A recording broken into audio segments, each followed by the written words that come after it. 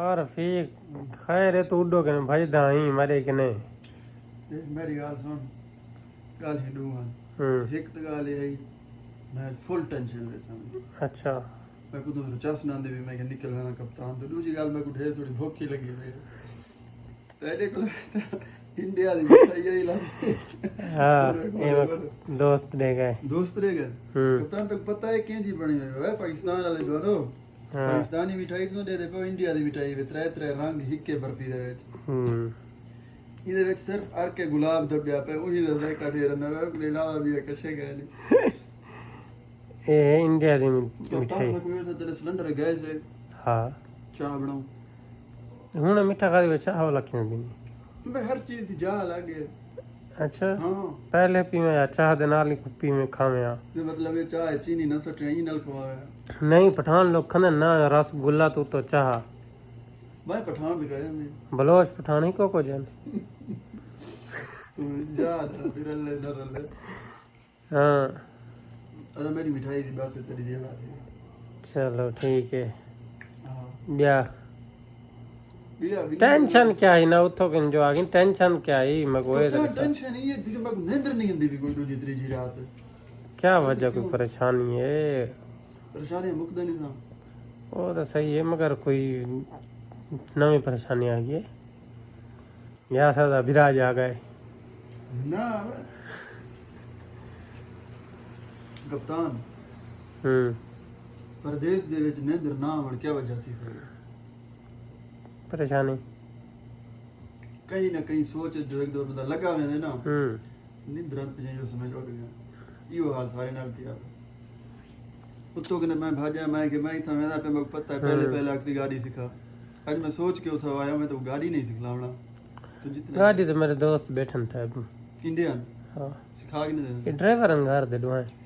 अने दे रंदन गाड़ी अपनी हां वने टनी नहीं वो भी ऑटोमेटिक कनी मैन वाले ना है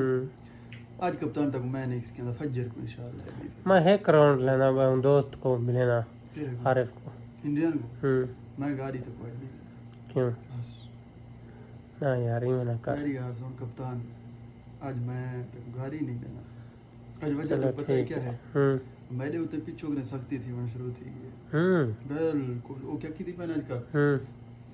सिर्फ 10 रियाल दा पेट्रोल सिट में जिने मदरसा भुगता वो घर आओ अच्छा हां हुन भी फजर